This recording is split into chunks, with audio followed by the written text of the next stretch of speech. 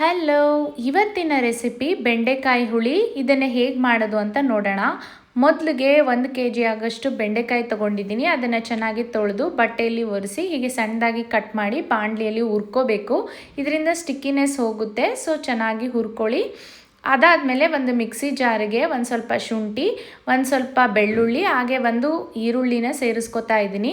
ಆಮೇಲೆ 2ರಿಂದ 3 ಬ್ಯಾಡಗೆ ಮೆಣಸಿನ್ಕಾಯಿ ಹಾಗೂ 1 ಹಿಡಿಯಷ್ಟು ತೆಂಗಿನಕಾಯಿ ತುರಿನೂ ಸೇರಿಸ್ಕೊತಾ ಇದ್ದೀನಿ. ಇದಾದಮೇಲೆ ಒಂದು ಸ್ವಲ್ಪ ತೊಳೆದಿಟ್ಕೊಂಡಿರೋ ಕೊತ್ತಂಬರಿ ಸೊಪ್ಪನ್ನು ಸೇರಿಸ್ಕೊತಾ ಇದ್ದೀನಿ. ಮತ್ತು ಈ ಸಾಂಬಾರಿಗೆ ಮೇಯ್ನಾಗಿ ಹುಳಿ ಟೊಮೆಟೊ ಬೇಕು. ಇಲ್ಲಿ ನಾನು 2 ಹುಳಿ ಟೊಮೆಟೊ ಕಟ್ ಮಾಡಿ ಇಟ್ಕೊಂಡಿದ್ದೆ, ಅದನ್ನು ಸೇರಿಸ್ಕೊತಾ ಇದ್ದೀನಿ.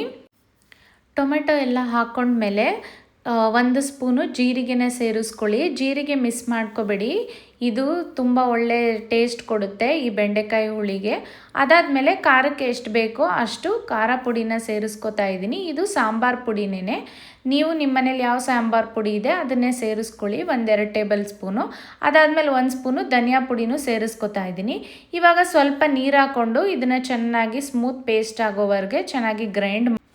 ಈಗ ಒಂದು ಸಾಂಬಾರು ಪಾತ್ರೆ ತೊಗೊಂಡಿದ್ದೀನಿ, ಅದಕ್ಕೆ 2 ಟೇಬಲ್ ಸ್ಪೂನ್ ಆಯಿಲ್ ಹಾಕಿದ್ದೀನಿ. ಆಯಿಲ್ ಚೆನ್ನಾಗಿ ಬಿಸಿ ಆಗಕ್ಕೆ ಬಿಡಿ.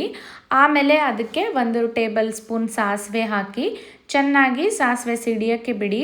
ಆಮೇಲೆ ಒಂದು ಸ್ವಲ್ಪ ಇಂಗನ್ನ ಸೇರಿಸ್ಕೊಳ್ಳಿ. ಆಮೇಲೆ ಕಟ್ ಮಾಡಿ ಇಟ್ಕೊಂಡಿರೋ 1 ಈರುಳ್ಳಿ ಮತ್ತು ಒಂದು ಸ್ವಲ್ಪ ಕರಿಬೇವಿನ ಸೊಪ್ಪನ್ನು ಸೇರಿಸ್ಕೊಂಡು ಆನಿಯನ್ನ ಚೆನ್ನಾಗಿ ಆಯಿಲಲ್ಲಿ ಫ್ರೈ ಮಾಡ್ಕೊಳ್ಳಿ. ಒಂದು ಸ್ವಲ್ಪ ಬ್ರೌನ್ ಬರೋವರೆಗೂ ಫ್ರೈ ಮಾಡಿ. ಅದಾದಮೇಲೆ ರುಬ್ಬಿಟ್ಕೊಂಡಿರೋ ಮಸಾಲೆನ ಸೇರಿಸ್ಕೊಳ್ಳಿ. ಇದು ಆಯಿಲಲ್ಲೇ 1 ನಿಮಿಷ ಫ್ರೈ ಆಗಬೇಕು ನೋಡಿ, ಈ ಥರ. ಹಾಗೆ ಕೈ ಆಡ್ತಾ ಇರಿ, 1 ನಿಮಿಷ ಹಾಗೇ ಆಯಿಲಲ್ಲಿ ಫ್ರೈ ಆಗಿ ಅದರಲ್ಲಿರೋ ಹಸಿ ವಾಸನೆ ಹೋಗಬೇಕು. ಅದಾದಮೇಲೆ ಅದಕ್ಕೆ ರುಚಿಗೆ ಎಷ್ಟು ಬೇಕೋ ಅಷ್ಟು ಸ್ವಲ್ಪ ಉಪ್ಪನ್ನು ಸೇರಿಸ್ಕೊಳ್ಳಿ. ನಾನಿಲ್ಲಿ 1 ಸ್ಪೂನ್ ಉಪ್ಪು ಹಾಕೋತಾ ಇದ್ದೀನಿ, ಕಲ್ಲುಪ್ಪು. ಇದಾದಮೇಲೆ ಸಾಂಬಾರು ಕನ್ಸಿಸ್ಟೆನ್ಸಿಗೆ ಎಷ್ಟು ಬೇಕೋ ಅಷ್ಟು ನೀರನ್ನು ಸೇರಿಸ್ಕೊಳ್ಳಿ. ಬೆಂಡೆಕಾಯಿ ಹುಳಿ ಯಾವಾಗಲೂ ಸ್ವಲ್ಪ ತಿಕ್ಕಾಗಿರಬೇಕು, ಸೊ ಜಾಸ್ತಿ ನೀರು ಸೇರಿಸ್ಬೇಡಿ. ಈ ಥರ ನಾನಿಲ್ಲಿ ಎಷ್ಟು ತೋರಿಸ್ತಾ ಇದ್ದೀನೋ ಆ ಕನ್ಸಿಸ್ಟೆನ್ಸಿ ಪ್ರಕಾರ ನೀರು ಹಾಕ್ಕೊಳ್ಳಿ. ಆಮೇಲೆ ಕುದಿಯೋಕ್ಕೆ ಬಿಡಿ.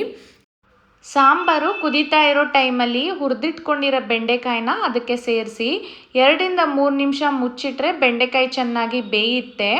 ಬೆಂಡೆಕಾಯಿ ಬೆಂದ ಮೇಲೆ ಅದಕ್ಕೆ ಹುಳಿ ಬಿಡಬೇಕು. ನಾನಿಲ್ಲಿ 1 ಅವರ್ ಮುಂಚೆನೇ ಒಂದು ಸ್ವಲ್ಪ ಹುಣಸೆಹಣ್ಣ ನೀರಲ್ಲಿ ನೆನೆ ಇಟ್ಕೊಂಡಿದ್ದೆ, ಅದನ್ನು ಲಾಸ್ಟಲ್ಲಿ ಹಾಕೋತಾ ಇದ್ದೀನಿ.